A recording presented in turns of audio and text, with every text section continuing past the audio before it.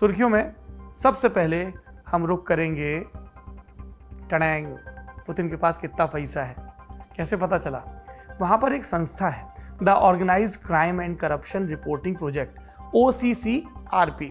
इसके अलावा एक न्यूज साइट है मेदुजा। इन्होंने 1 साल की पड़ताल की और फिर बताया, रिपोर्ट में उन्होंने बताया कि 86 ऐसी कंपनियां और NGO हैं जो एक ही डोमेन नेम LLC इन्वेस्ट का इस्तेमाल कर रहे हैं। प्रॉपर्टीज अलग अलग लोगों के नाम पर दर्ज हैं, डोमेन नेम एक जैसा है। इन कंपनियों के कुछ ईमेल लीक हुए जिनसे पता चला कि भले ही उनके रास्ते अलग हों पर मंजिल एक है। और इस मंजिल का मालिक कौन है? कथित तौर पर रूस के राष्ट्रपति व्लादिमीर पुतिन। यह भी कहा गया कि पुतिन की मिल्कियत कैसे स्टैब्लिश हुई, क्योंकि वो लंबे समय से इन प्रॉपर्टीज का इस्तेमाल कर रहे हैं। अंग्रेजों का एक अखबार है गार्जियन, इसकी रिपोर्ट के मुताबिक इन प्रॉपर्टीज की कुल कीमत कितनी है? मात्र 35,000 करोड़ रुपए। कितना बड़ा पैसा है, ऐसे मात्र जोड़ दो तो कॉमिक रिलीफ मिल जाता है। जिन प्रॉपर्टीज की लिस्ट सामने आई है उनमें ब्लैक सी के किनारे बना एक महल भी है। 2021 में अलेक्सी नवल्नी ने ड्रोन फुटेज के जरिए दावा किया था कि यह महल पुतिन का है।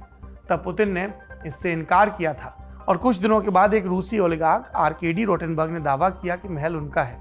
दस्तावेजों के मुताबिक ये प्रॉपर्टी कॉम्प्लेक्स नामक कंपनी के नाम पर दर्ज है और कॉम्प्लेक्स की भी एक पापा कंपनी है जिसका नाम है बाइनोम।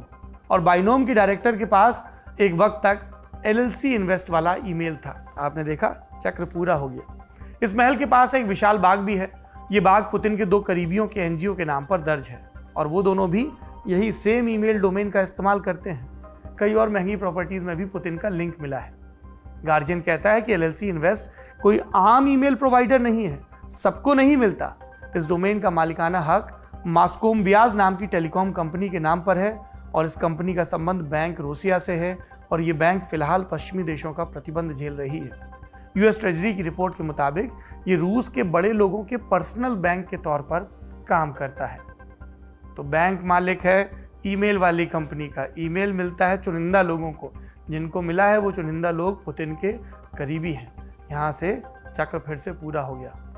व्लादिमीर पुतिन की वहाँ उन्होंने अपनी इमेज कैसी बनाई प्रोपेगेंडा के जरिए कि जी हम तो बहुत सादा जीवन, उच्च विचार वाले व्यक्ति हैं। किताबों में, कागजों में लिखा है कि हमारे पास सिर्फ 2 पुरानी कारें हैं, छोटा सा फ्लैट, एक ट्रेलर और एक गैराज है। पर यही पुतिन जब छुट्टियां मनाने के लिए आलीशान महलों में जाते हैं, यही पुतिन जब महंगी कारों से घूमते हैं, जिसको कह दिया जाता है सुरक्षा कारणों के लिए ज़रूरी है, या उनके करीबियों की बहुत संपत्ति के बारे में पता चलता है, तो उनका ये जो दिखावा है उससे उलट छवि सामने आती है। लोग कहते हैं अगर ईमानदारी से गिनती हो जाए तो रूस में पुतिन से ज़्यादा अमीर आदमी आपको कहीं मिलेगा नहीं। अब पुतिन क्या करेंगे? लोग कह रहे हैं वही करेंगे जो अब तक करते आए हैं, सारे खुलासों को झूठ झूठ झूठ बोल देंगे। अब दूसरा खुलासा सुनते हैं, ये यूनाइटेड नेशन से है, जिसको हम लोग UN बोलते हैं। UN सुन के मन में क्या ख्याल आता है?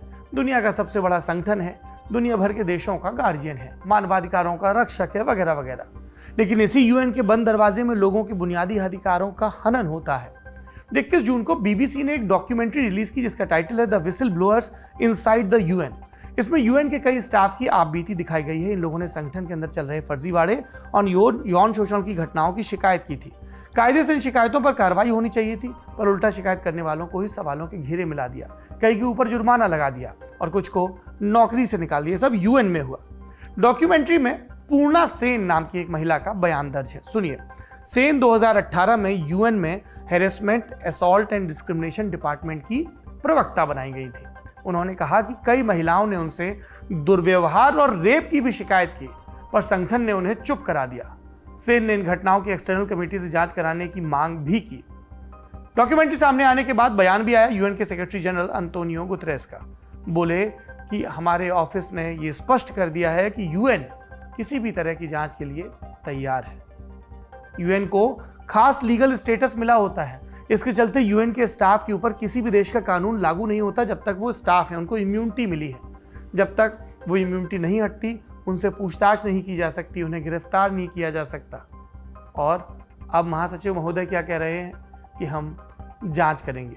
वैसे जांच के लिए एक इंटरनल कमेटी है, लेकिन अब तक उसने ज्यादातर मामलों में निराश किया है। तीसरी सुर्खी सुनिए, इसका संबंध एक नीलामी से है। नीलामी किस चीज की? नोबेल का जो मेडल होता है, नोबेल प्राइज का, उसकी। कौन कर रहा है नीलामी? अब रूस वापस से आएगा। शांति का नोबेल पुरस्कार जीता था एक बरस पहले रूसी पत्रकार दिमित्री मुरातोव ने।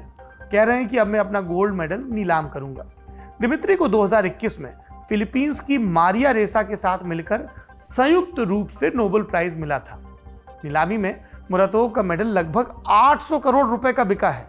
साधारण स्थिति में अगर सोने के भार के मुताबिक कीमत मिलती तो 8 लाख होती। 8 लाख वर्सेस 800 करोड़। उनके मेडल की नीलामी में जब रकम मिली तो लोगों ने कहा रिकॉर्ड बन गया। और फिर क्या हुआ? पिछला रिकॉर्ड याद किया गया जो 36 करोड़ रुपए का था। यह कब हुआ? 2014 में जेम्स वॉटसन ने अपना नोबेल मेडल नीलाम किया था, तब उन्हें इतनी रकम मिली थी। वॉटसन को 1962 में डीएनए संरचना की खोज के लिए यह मेडल मिला था। जहां तक मुरातोव का परिचय है, वो रूस में साबुत बचे अंतिम स्वतंत्र अखबारों में से एक नोवाया गजेटा के संपादक थे। फरवरी 2022 में जब रूस ने यूक्रेन पर हमला किया, उसके बाद से रूस की सरकार अपने यहाँ की फ्री मीडिया को कुचलने में लगी थी। स्वतंत्र मीडिया संस्थानों को विदेशी एजेंट बताकर बंद कर दिया गया। नोवाया गजेटा को भी रूस में अपना काम समेटना पड़ा। हालांकि अप्रैल में इसने लातविया से अपना यूरोपियन एडिशन शुरू कर दिया है। व्लादिमीर पुतिन के इलाके में रहकर पत्रकारिता करना काफी दुष्कर है। जब से पुतिन सत्ता में है तब से 20 से ज्यादा पत्रकारों का कत्ल हो चुका है। इसमें नोवाया गजेटा के 6 पत्रकार भी शामिल हैं। तो मुरातोव को नीलामी में जो पैसा मिला है वो अब यूनिसेफ के पास जाएगा। वो इसी अखबार के संपादक हैं। इस पैसे से क्या होगा? यूक्रेन के शरणार्थी बच्चों की मदद की जाएगी। मुरातोव क्रीमिया और यूक्रेन पर हमले के लिए पुतिन की आलोचना करते रहे हैं। इसके लिए उन्हें अपने देश में विरोध भी झेलना पड़ा।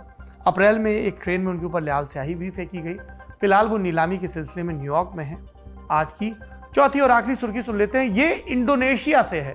इंडोनेशिया यानी मुस्लिम आबादी के मामले में दुनिया में सबसे बड़ा देश, जनसंख्या के हिसाब से पहले नंबर पर। इसके बावजूद यहाँ की सरकार एक इस्लामी संगठन से परेशान है। इस संगठन का नाम है खिलाफतुल मुस्लिमीन।